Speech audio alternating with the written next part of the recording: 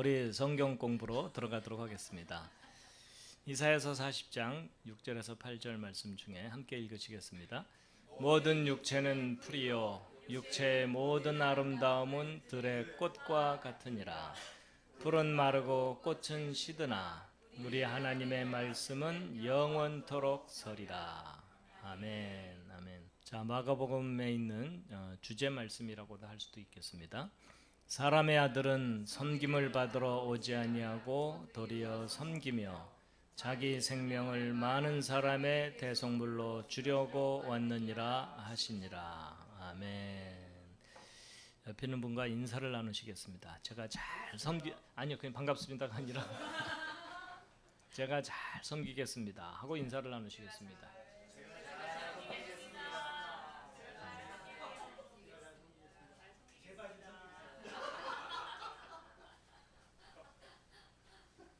분명히 옆에 있는 분이 섬기겠다고 했으니까 뭔가가 있어야 됩니다. 정 안 되면 현찰로. 자, 우리 마가복음 3장 함께 공부하고 있는데요. 안식일에 병자를 고치신 이야기 우리 지난 시간에 했고요.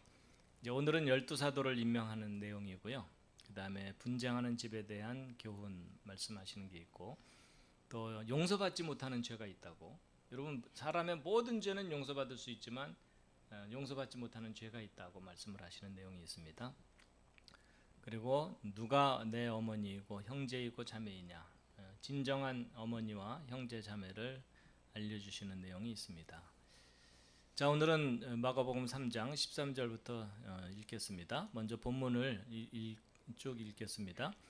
또 그분께서 산에 오르사 자기가 원하는 자들을 부르시니 그들이 그분께 나아오니라. 그분께서 12를 임명하셨으니 이것은 그들이 자기와 함께 있게 하고 또 친히 그들을 내보내사 복음 선포도 하며 병 고치는 권능과 마귀들을 내쫓는 권능도 가지게 하려 하심이더라. 이어서 읽겠습니다.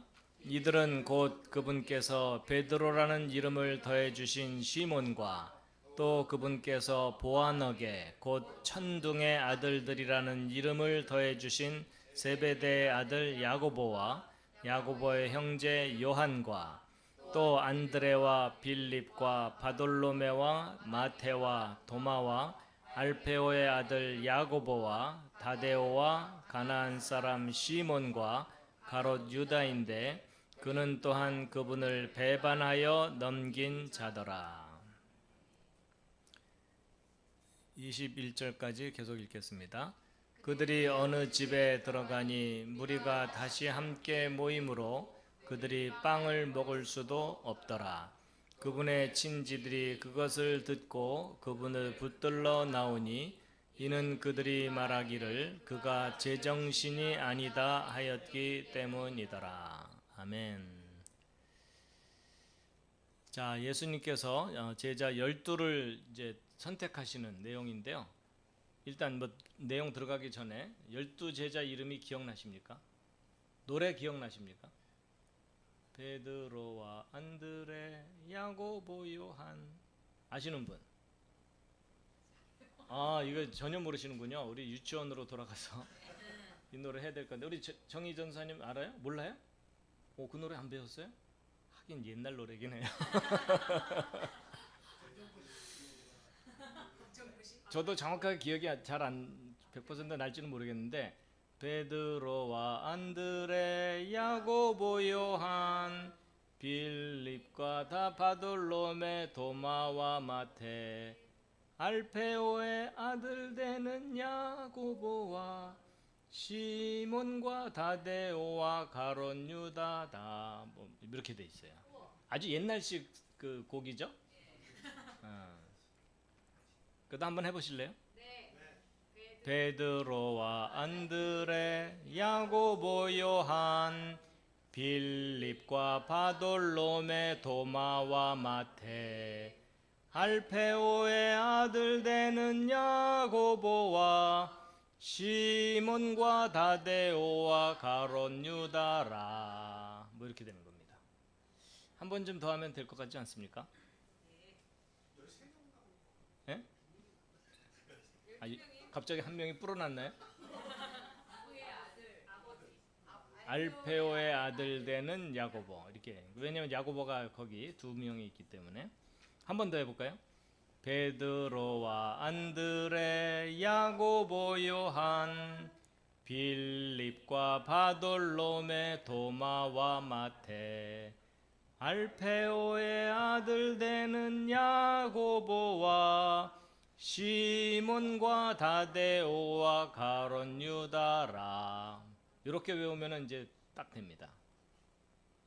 제가 가사를 좀 써올 걸 그랬네요. 자, 일단 본문 말씀 따라서 함께 한번 같이 보겠습니다. 자, 예수님께서 산에 오르셨다 이렇게 되어 있습니다. 가버나움 북부, 지금 이 갈릴리 호수 북쪽에서 사역하고 계시던 중이거든요. 그래서 이 가버나움은 이제 요충지라 그랬죠. 예, 그래서 많은 상인들이 왔다 갔다 하는 그런 갈릴리 호수 북부의 중심지 중에 하나입니다. 여기서 주로 이제 사람들이 많이 있기 때문에 가르치시고 병 고쳐 주시고 그러셨죠. 예, 근데 이제 가버나움 북부 쪽에 하텐산일 가능성이 있다라고 이제 추정하기도 하는데 산에 오르셨고요. 산에 오르신 이유는 이제 여기에는 직접 써 있지 않지만 누가복음 6장 12절에 기도하러 가셨고 밤새 기도하셨다라는 내용이 나옵니다. 그리고 이제 제자들을 선발을 하셨는데, 여러분 예수님의 제자 선발 조건 스펙 뭘까요? 무엇 기준으로 예수님이 제자들을 선발하셨을까요? 수능 몇 점 이상 뭐 이런 거 아니고요.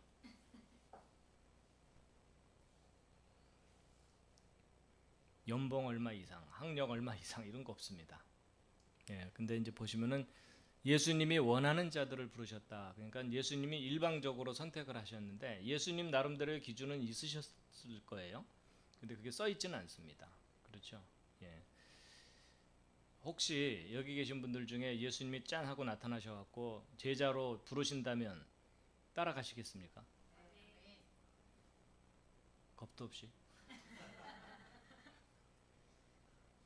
예수님의 제자들 다 순교당에 있거든요. 예. 순교 자체가 두렵다기보다는 순교할 만한 동기를 깊이 깨닫지 못하면 피할 수밖에 없게 되겠죠. 제자 선발 조건은 예수님이 원하여서 부르셨습니다. 그러니까 사실은 우리 사람들이 따지는 어떤 객관적인 조건이 아닌 거죠. 그렇죠? 예.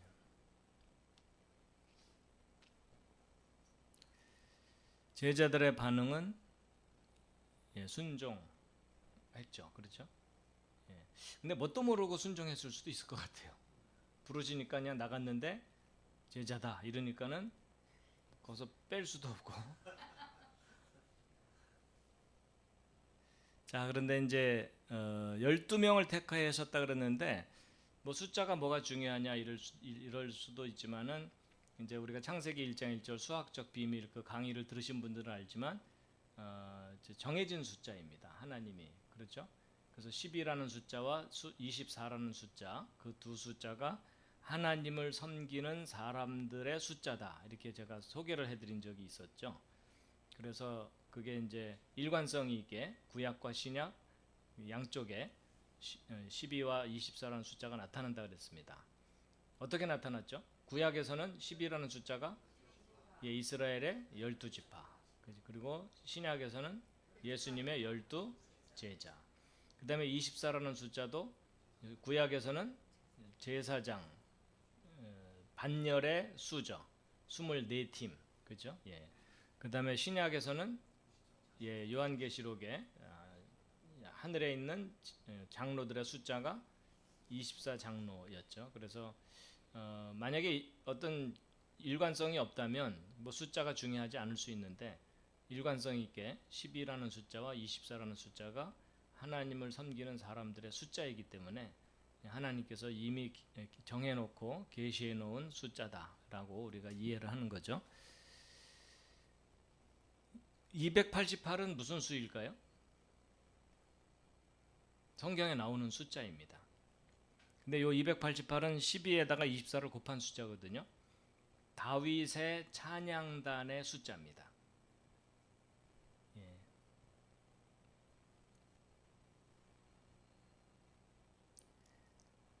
자, 그 다음에 이제 중요한 포인트가 하나 있는데 예수님께서 제자들을 택하신 목적이 있습니다. 제자들을 두신 목적 기억나십니까? 제가 한번 소개해드린 적이 있는데 요 14절과 15절을 유심히 보면은 세 가지 목적이 있으십니다. 예, 이게 이제 예수님의 제자가 되려면 이렇게 해야 되는구나라는 것을 알게 해주는 내용인데 첫째는 뭘까요? 함께 있으려고, 함께 하려고. 그러니까 예수님의 제자가 되려면 함께 해야 되는 겁니다. 예. 동거동락이죠. 동고동락, 동거동락. 두 번째는 보내시려고. 근데 무엇을 위해서? 복음을 선포하게 하시려고. 그러니까 예수님의 제자가 되려면 복음을 선포해야 된다는 거죠. 예. 세 번째는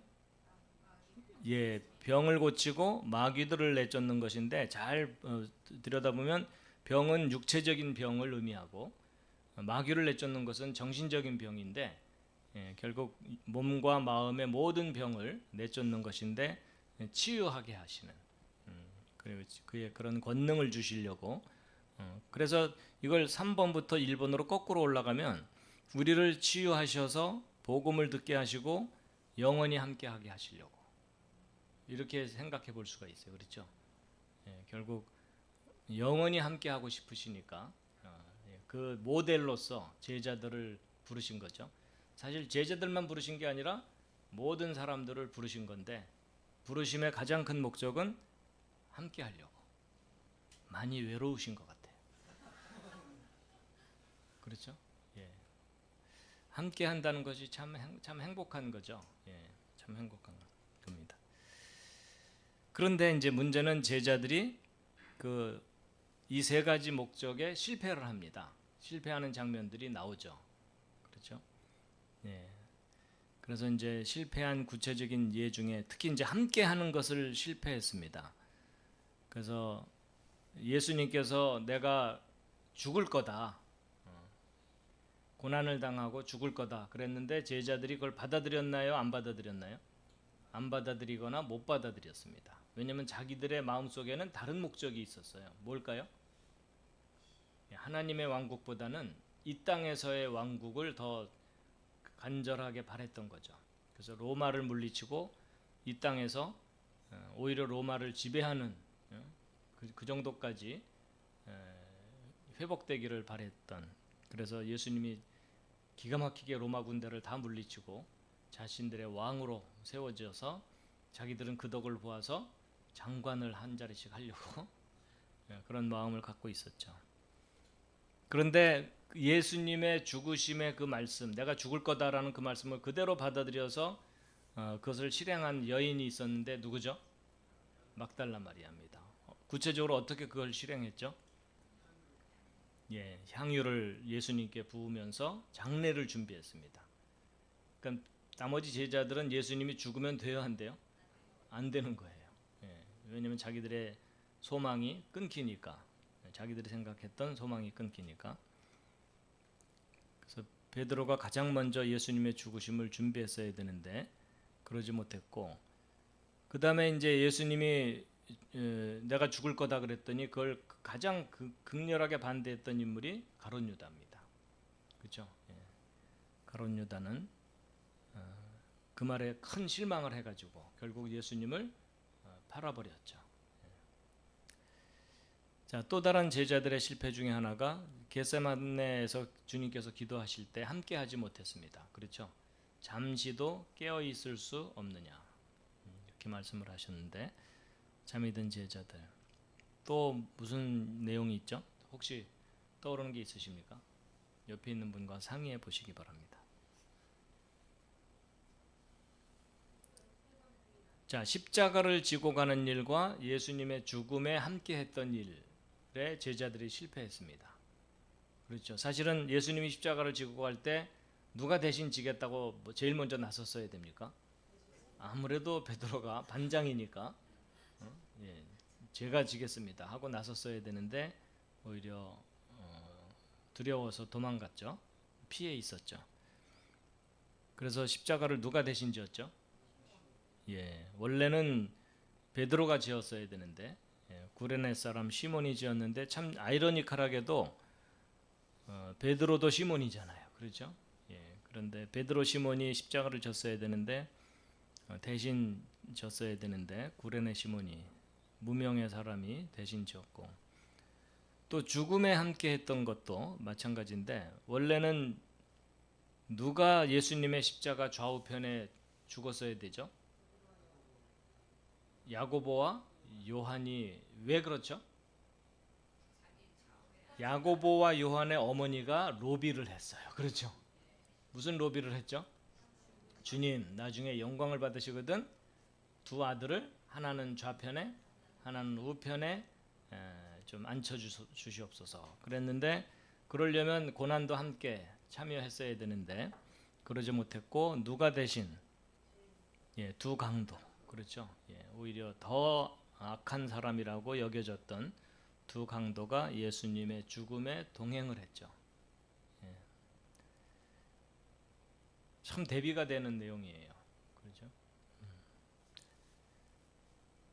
또 하나님의 아들이라고 고백을 제자들이 했어야 되는데 그 성경을 잘 유심히 관찰해 보면 제자들이 예수님을 하나님의 아들이라고 적극적으로 고백을 못합니다.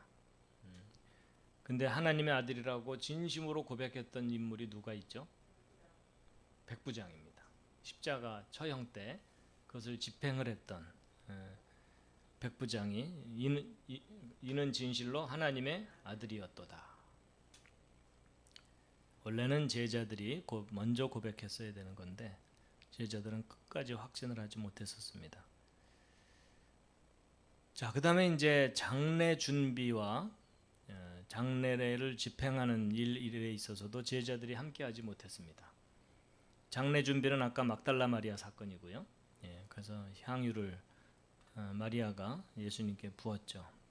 값비싼 향유, 본인의 분수에 넘치는 값비싼 향유를 예수님께 부어서 장례를 준비를 했고, 또 정작 예수님의 시신을 거두어서 장례를 집행한 사람들은 누구였습니까? 아리마대 요셉과 또 한 사람이 더 있었습니다. 네, 니고데모입니다.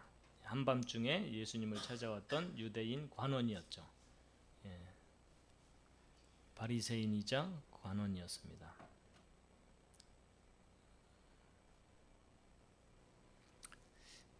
그걸 딱 보면은 그 제자 두어봤자 소용없다 이런 말씀을 하셨을 수도 있을 것 같아요.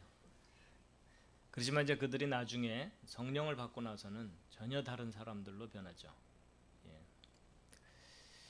자, 그다음에 이제 예수님의 제자들에 대해서 함께 정리하고 공부를 해보겠습니다.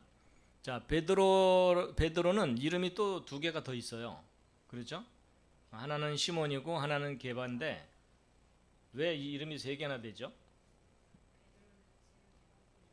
예, 베드로라는 이름은 누가 지어줬죠? 예수님께서 지어주셨는데 이게 이제 각각 어느 나라 언어인지가 다릅니다.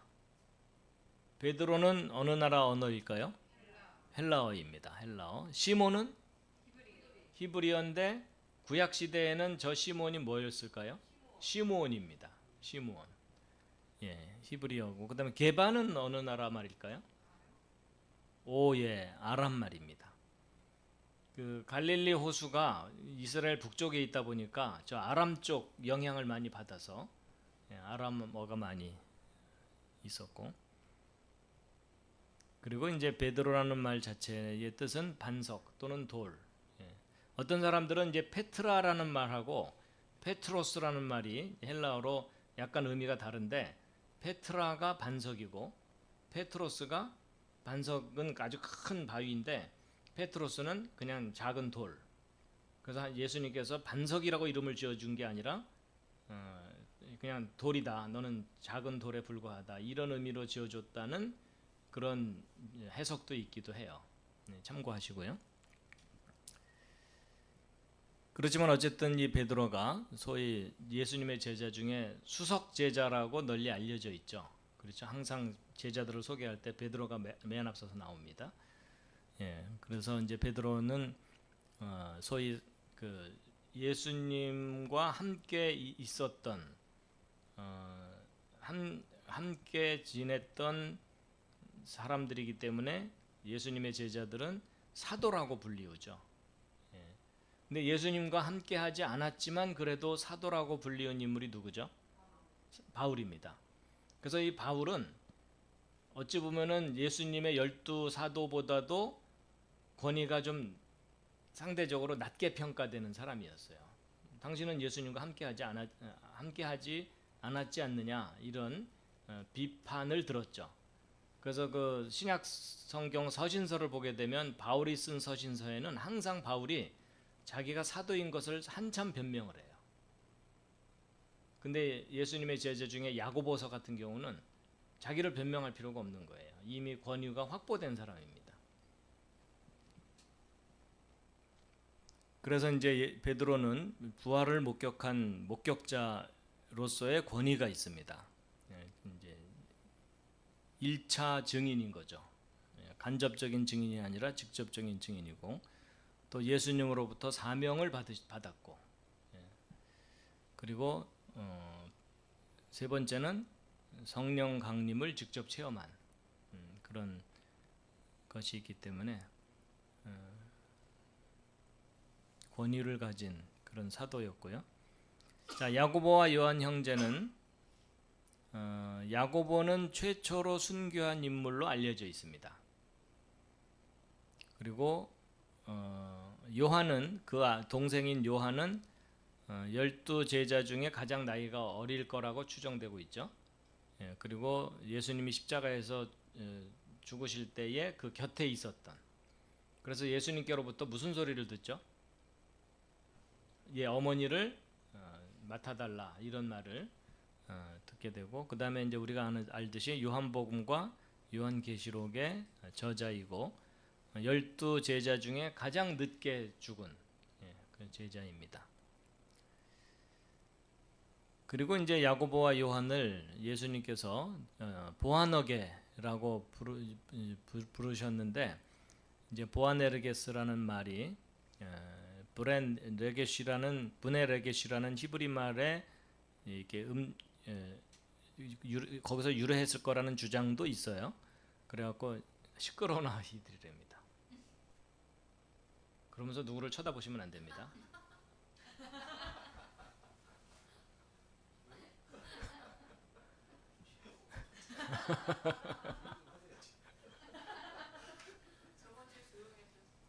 아 그랬어요? 한 주는 조용했었어요? 아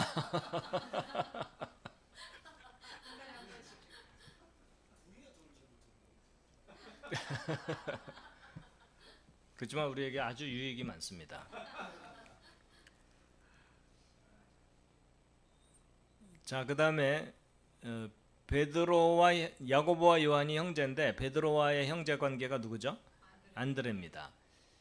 그 안드레라는 이름의 뜻이 뭘까요? 남자답다 이런 뜻입니다. 남자답다. 그리고 이제 벳세다 갈릴리 쪽 벳세다 바닷가 출신이고 어부이죠. 그리고 그 안드레가 세례 요한의 제자 중에 하나였습니다. 근데 세례 요한을 배신하고 예수님께 간 게 아니라 추천을 받아서 더 큰 분을 따라간 거죠. 자, 그다음에 빌립이 나오는데 영어로는 필립이죠. 필립이라는 말의 뜻이 뭘까요? 말을 사랑하는 자다 이런 뜻입니다.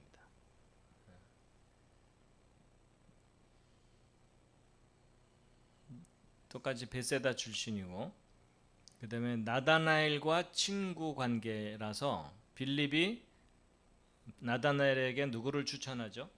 예수님을 추천을 합니다. 그랬더니 나다나엘의 반응은 뭐였죠? 나사렛에서 어떻게 선한 것이 날 수 있겠느냐. 그러니까 나사렛에서 어떤 특별한 존재가 나타날 거라는 건 성경에 없다라고 알고 있었던 나다나엘입니다. 그리고 이제 이 빌립에 관해서 성경 내용을 들여다보면은 오병이어 예수님께서 베푸시기 직전에 예수님이 잠깐 시험을 하죠. 빌립아, 이거 어떻게 하면 되겠냐? 그랬죠. 그랬더니 빌립이 주님께서 하실 수 있습니다라고 했어야 되는데 돈이 좀 부족한데요. 뭐 이렇게 부족한 게 아니라 많이 부족한데요. 뭐 이렇게 아주 현실적인. 자, 그다음에 또 하나가 이제 하나님을 보여달라고 요청하는 일이 있었죠. 그랬더니 예수님이 뭐라고 대답하셨죠? 예, 나를 본 자는 아버지를 보았거늘 왜 아버지를 따로 보여달라고 하느냐. 그래서 예수 그리스도께서 곧 하나님이시라는 것을 드러내십니다.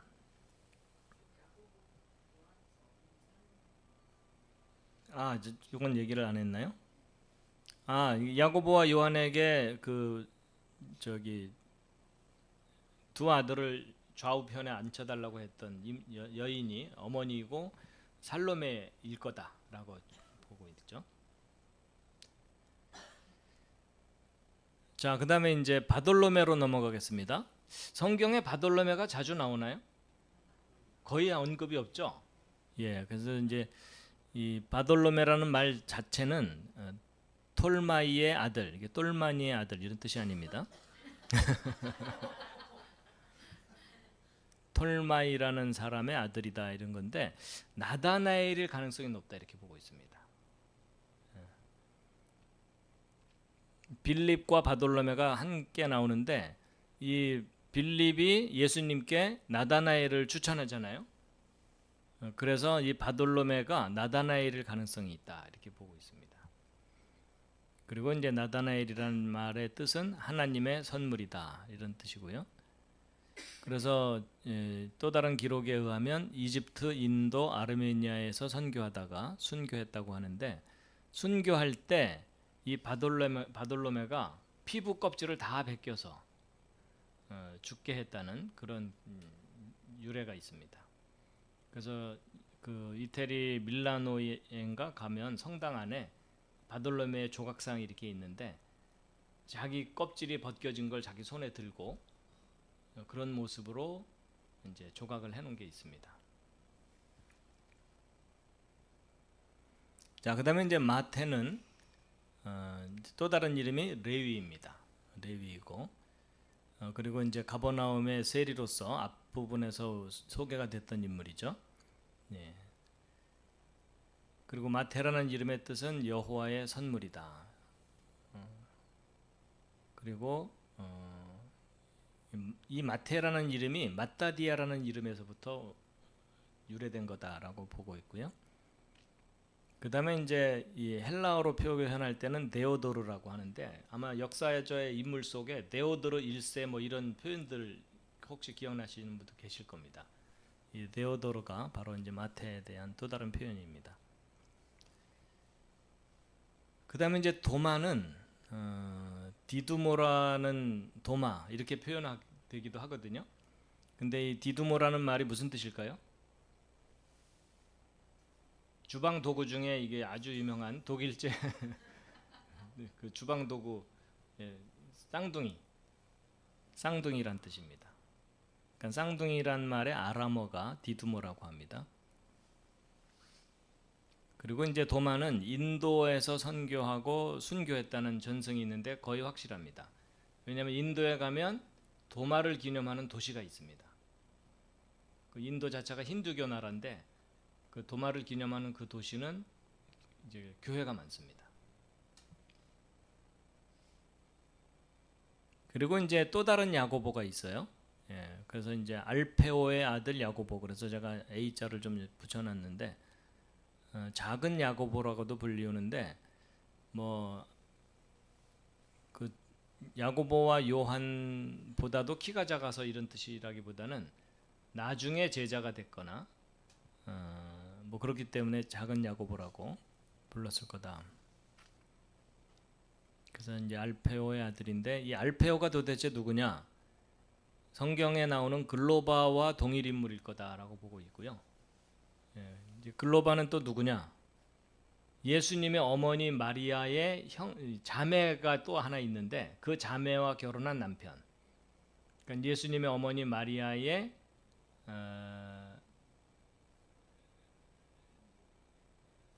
제부 뭐 이렇게 되는 거겠죠. 예. 그런 관계일 가능성이 높다라고 보고 있습니다. 그래서 이제 야고보의 어머니 마리아가 사도 요한의 어머니 마리아와 친자매일 거다. 뭐 이런, 근데 이 부분은 명확하지는 않아요. 그래서 이제 이럴 것이다, 저럴 것이다, 다양한 추측들이 많습니다.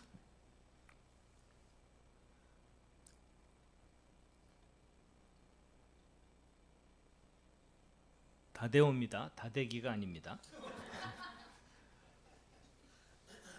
사실 성경에 다데오라는 인물도 별로 언급이 없죠. 예, 없습니다. 근데 다데오는 별명이고 이제 또 다른 이름이 렙베오라고 해요. 예, 그리고 이제 본명은 유다라고 합니다. 그러니까 예수님의 12제자의 이름이요, 딱 하나씩이면 딱 간결하고 좋겠는데 여러 가지 이름들이 막 있고 별명도 있고 막 이래가지고 정리하는데 쉽지가 않습니다. 그래서 이제 아마도 이 다데오는 야고보, 알페오의 아들 야고보의 형제이거나 혹 아들일 수도 있다, 뭐 이렇게 하는데 이게 이제 약간 복잡해요.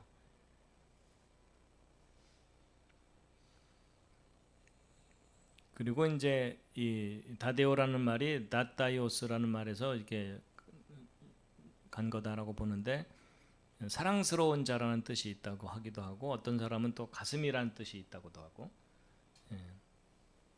그래서 이제 그 본명이 유다인데 굳이 별명을 표기한 이유가 가룟 유다하고 구별하기 위해서 그렇게 불렀다라고 하고요. 또 유다서의 저자일 수 있다, 이렇게.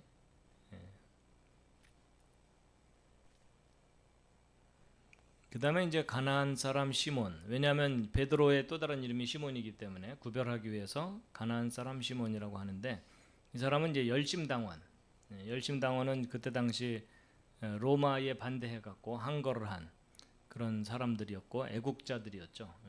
그렇지만 이제 너무 그게 열정이 지나쳐서 과격한 행동들을 하고 그랬던.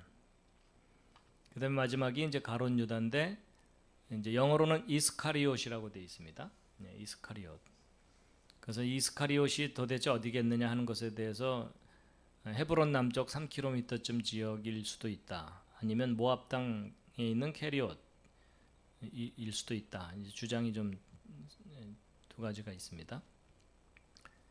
그리고 예수님의 제자들 중에 유일한 남쪽 출신, 경상도 내지는 전라도 출신, 뭐 이렇게 되는 겁니다. 그리고 이제 다들 아시는 대로 예수님의 돈꾀를 맡았다는 얘기는 아무래도 똑똑하니까 그랬겠죠. 그 다음에 이제 향유 사건을 비판을 하고,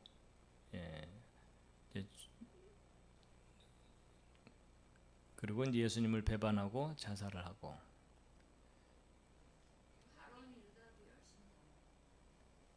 아마도 가룟 유다도 그랬을 가능성이 높다고 보고 있죠.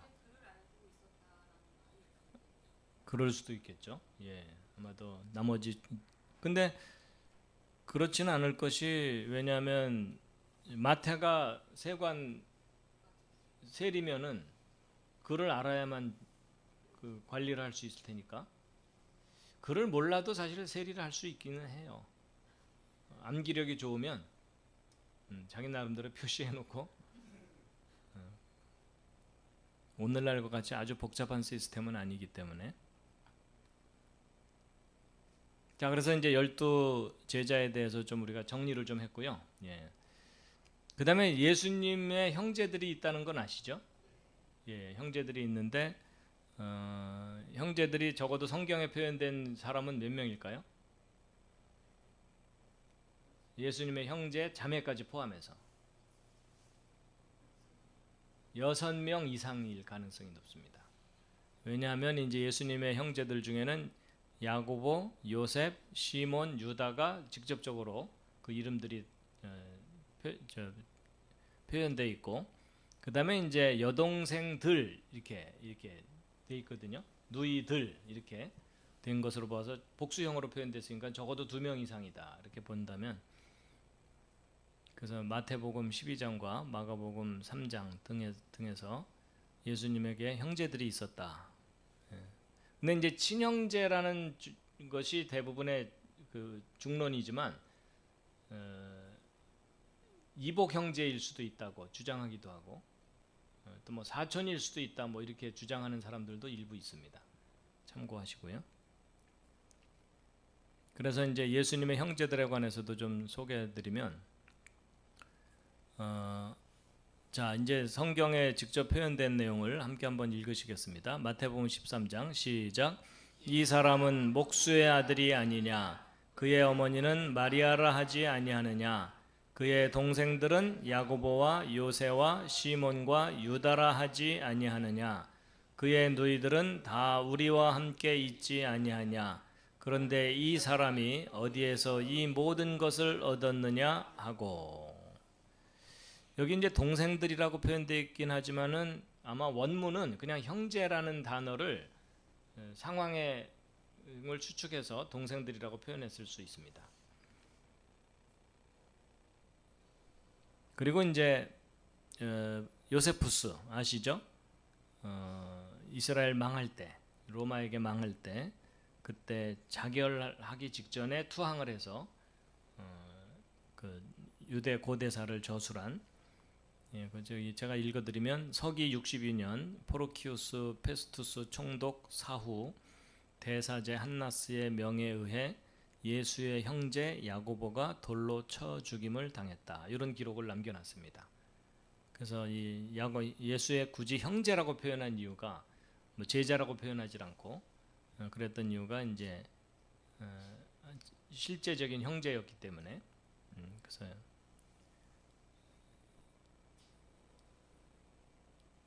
예수님의 친형제가 있었을 가능성을 아주 분명하게 하고 있죠. 자, 그다음에 또 참고로 그 초대 이제 교부인 에우세비우스가 교회사라는 책에서 제가 읽어드리겠습니다. 로마의 도미티아누스 황제가 예수의 형제 유다의 손자들이 유다의 왕위 계승권을 주장한다고 의심해 그들을 신문했으나 보잘것없는 농사꾼이라는 것을 알고 풀어줬다. 그러니까 유다라는 예수님의 형제가 있었다라는 것을 분명히 하고 있고,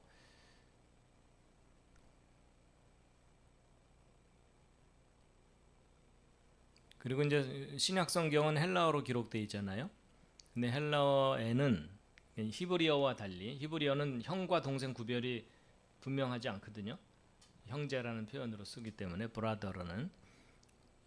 그런데 이제 헬라어는 형제라는 단어가 따로 있고 사촌이라는 단어가 따로 있어서 구분해서 사용한다고 합니다.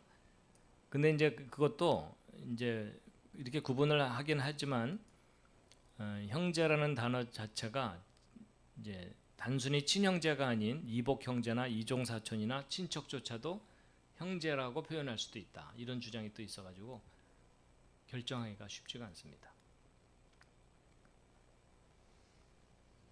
자, 혹시 여기까지 내용 중에 질문이라든지 뭐 덧붙일 말씀이 있으신지? 일단 시험은 안 봅니다. 긴장하지 마시고. 예, 유다서의 저자. 예수님의 형제 유다일 가능성이 있는 거죠. 예.